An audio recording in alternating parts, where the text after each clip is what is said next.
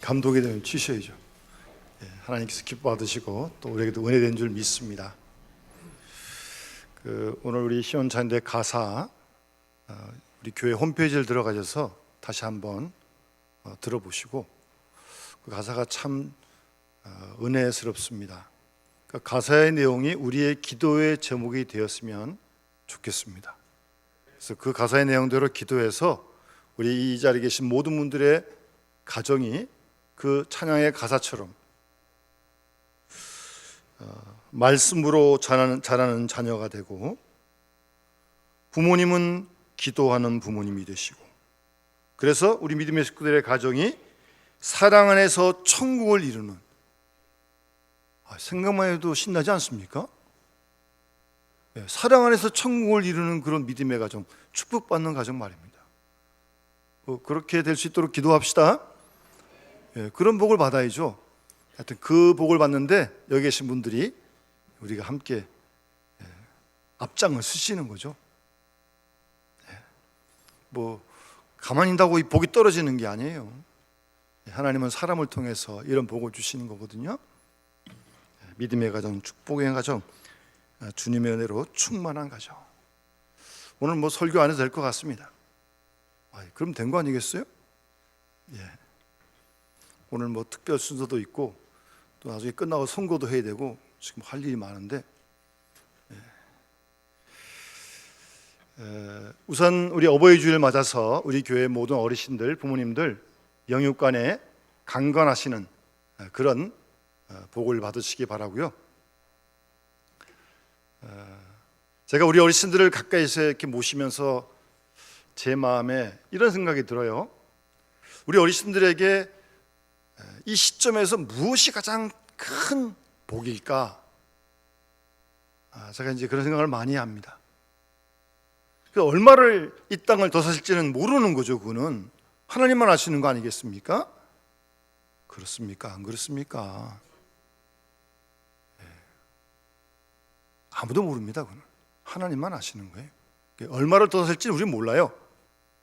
그런데 얼마를 사시든 이 땅에 사시는 남은 시간, 무엇보다 마음을 편안하게 해드려야겠다, 그런 생각이 많이 듭니다.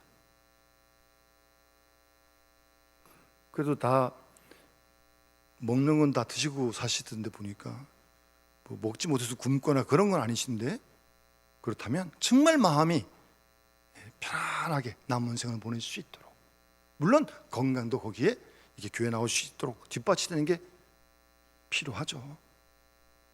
그래서 우리 자녀분들은 부모님에게요, 어쨌든 마음을 최대한도로 편안해 드는 일쪽으로 방향을 맞추시면 부모님이 굉장히 기뻐하십니다.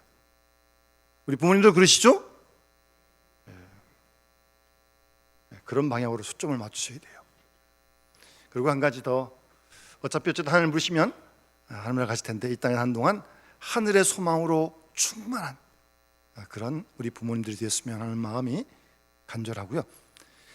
부모님들의 신앙을 자녀손들에게 본을 보여주시고, 그래서 우리 자녀손들이 그 신앙을 따라갈 수 있도록, 본받아갈 수 있도록, 아니 발전시켜 갈 수 있도록 그렇게 되었으면 하는 마음이 간절하고요.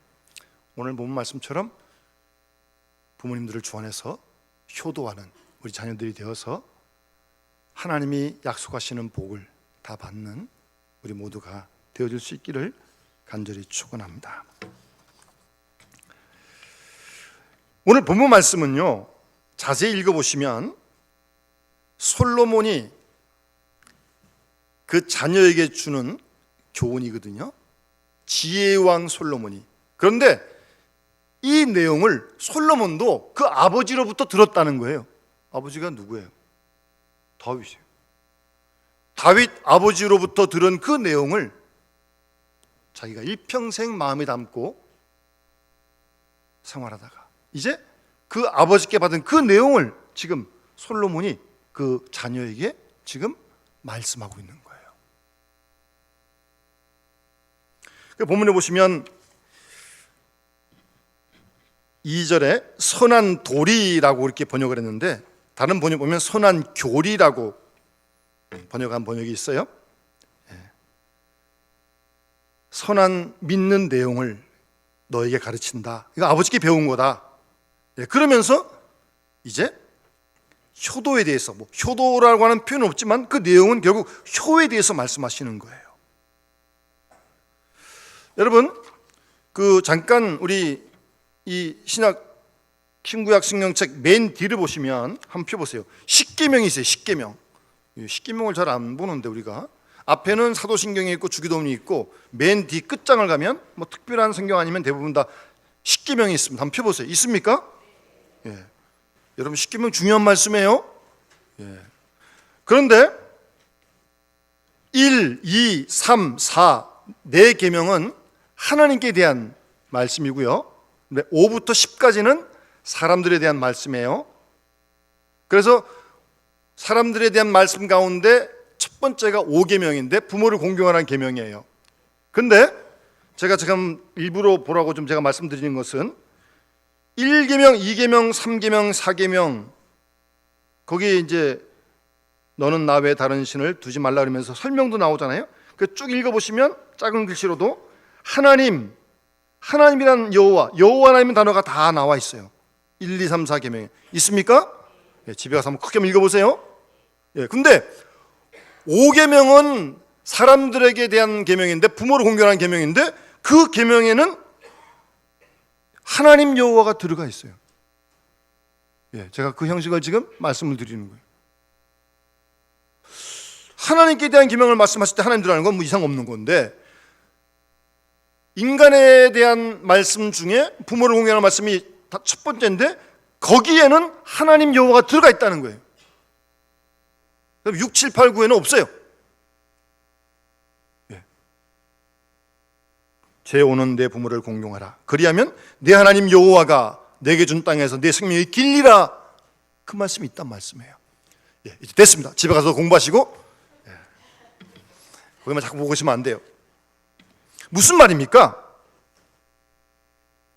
그러니까 5번째 부모를 공경하라는 계명을 언급하면서 1, 2, 3, 4 계명과 똑같이 거기에 하나님 여호와 하나님이라는 단어가 들어가 있다는 말씀입니다. 그러니까 수직적인 하나님의 사랑에 대한 응답이라고 하는 그런 맥락 속에서 효도와 신앙이 하나라는 것을 지금 십계명은 우리에게 말씀해 주고 있는 거예요. 신앙과 효도가 하나라고요. 그게 구약의 가장 핵심적인 말씀인 십계명이 우리에게 말씀하고 있는 거예요.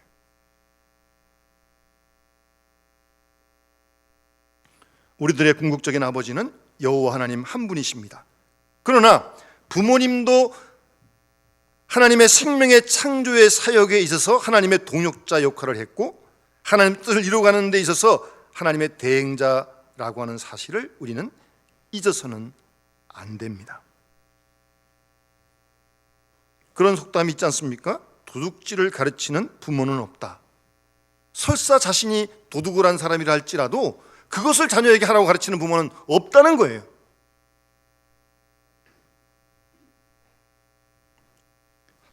자신이 잘못하더라도 자녀들만큼은 그렇게 되지 않기를 원하는 것이 부모님 마음입니다. 그래서 부모님의 말씀은 선합니다. 부모님들이 자녀들을 향한 훈계는 아주 아름다운 것입니다. 그러니까 부모님 말씀을 잘 따르고 순종하면 절대 손해볼 일 없습니다. 하나님께서는 십계명에 내 부모를 공경하라. 그리하면 너의 하나님 여호와가 내게 준 땅에서 내 생명이 길리라 라고 그렇게 말씀하십니다. 부모님을 공경할 때 받을 축복이 큰 것입니다. 그러나 구약성경은 그 부모님을 잘못 섬기면 불경스럽게 하면 불효하는 거죠. 하나님께서 저주를 받을지어다라고 말씀하십니다. 아주 심하게 말씀하시는 거예요. 신명기 27장 15절 이하 26절에 보면 12가지 저주받을 일이 나오는데 첫 번째가 우상숭배고요. 두 번째가 부모에 대해 불효하는 거예요. 그의 부모를 경홀히 여기는 자는 저주를 받을 것이라고 할 것이요 모든 백성은 아멘 할지니라 그랬습니다.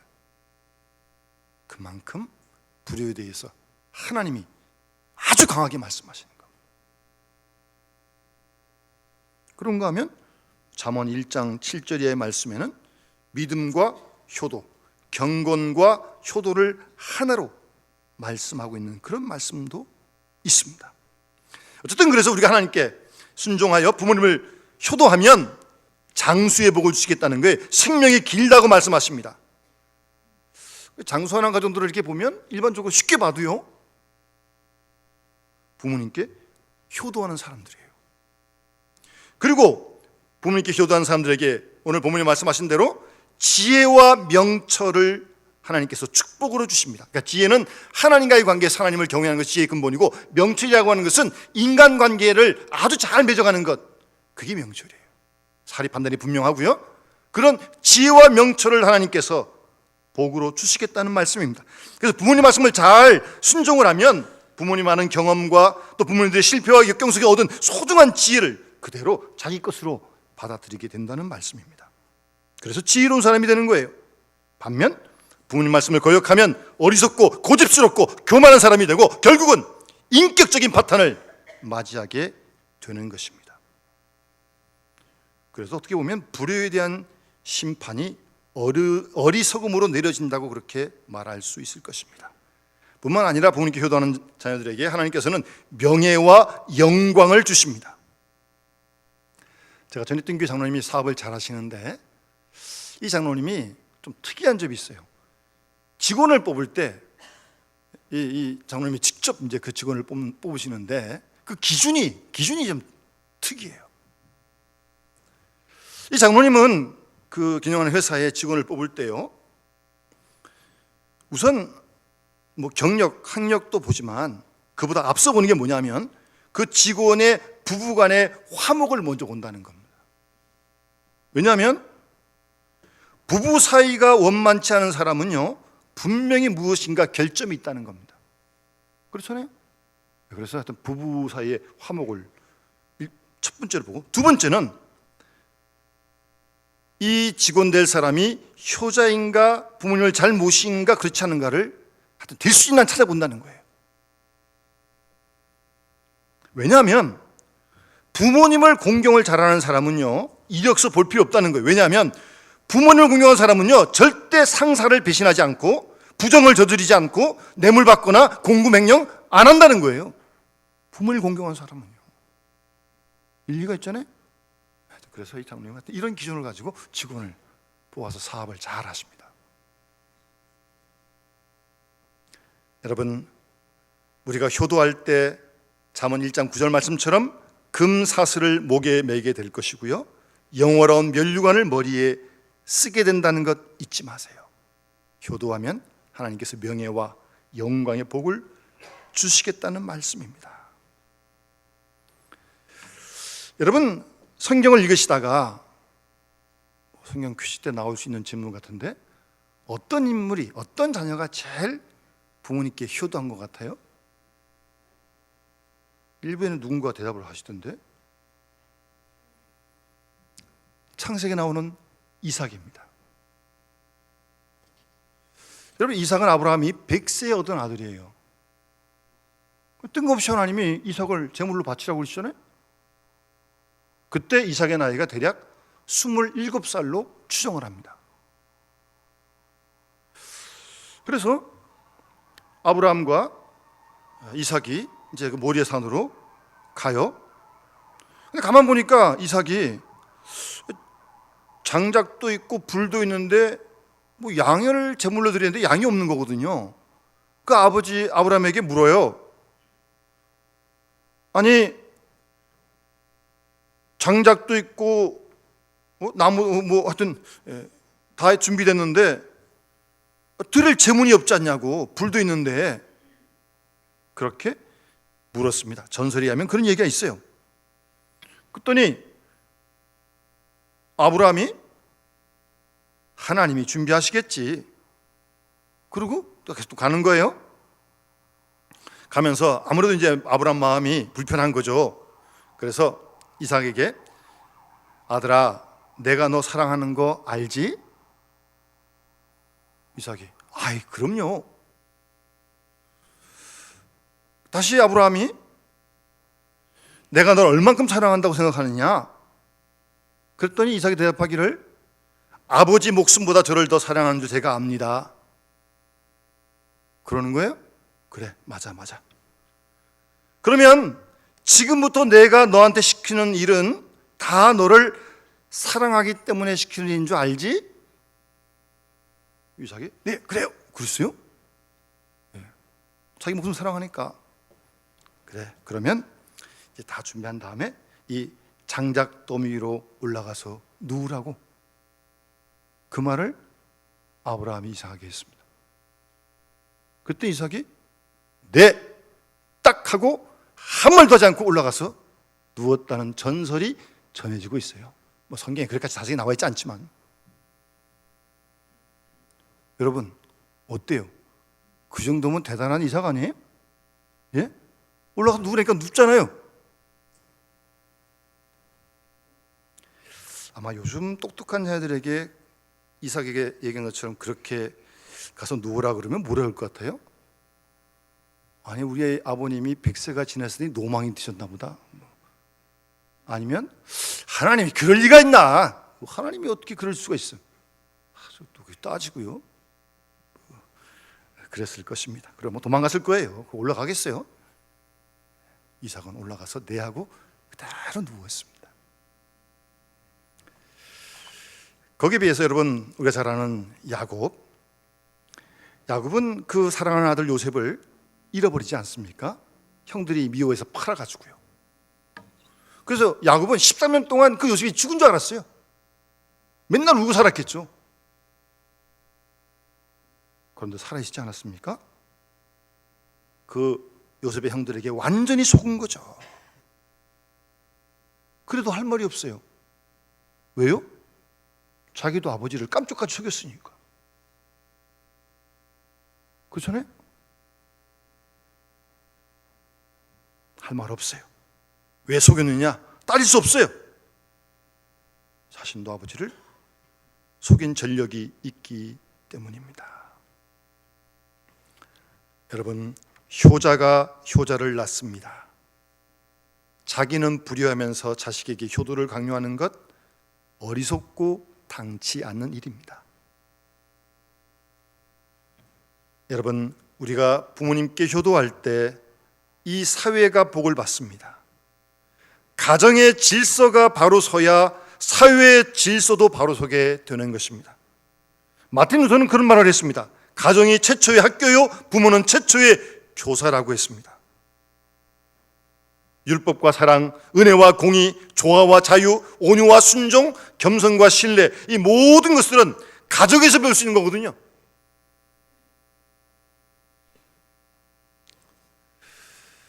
그런데요, 오늘 우리 사회는 그렇지 못합니다.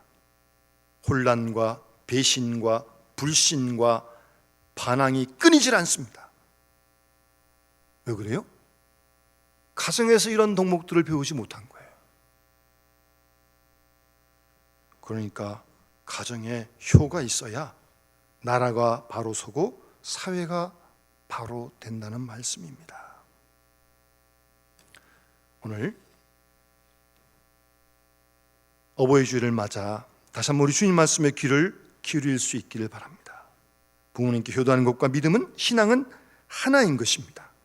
따라서 비판보다 순종, 합리성보다 경외감을 앞세워야 합니다. 요즘 다 똑똑하다고 다 따져요. 이치가 맞지 않는다는 거예요. 부모의 관계는 그런 관계가 아닙니다. 부모하고 이치를 따져가서 이기겠어요? 참된 순종과 경외함이 없기 때문에 그런 것입니다. 옛말에 부모가 소금 섬을 물로 끓이라고 하면 끓이는 것이 효도라는 옛말이 있습니다. 아니, 소금 섬을 물로 끓이면 다 녹아버리는데요? 그래도 끓이는 게 효도라고 그렇게 옛말에 전하고 있어요. 요즘에 소금 섬을 물로 끓여다 할 때는 뭐라 그러겠어요? 자녀들이. 막 그랬다가는 금방 양로원으로 쫓겨갈 겁니다.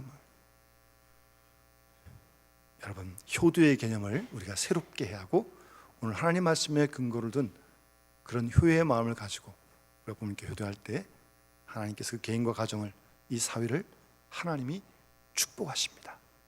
그런 은혜가 있어지기를 우리 모두 함께 기도하고 힘쓸 수 있기를 바랍니다. 주신 말씀 기억하면서 579장 우리 함께 찬양 부르면서 봉헌하도록 하겠습니다.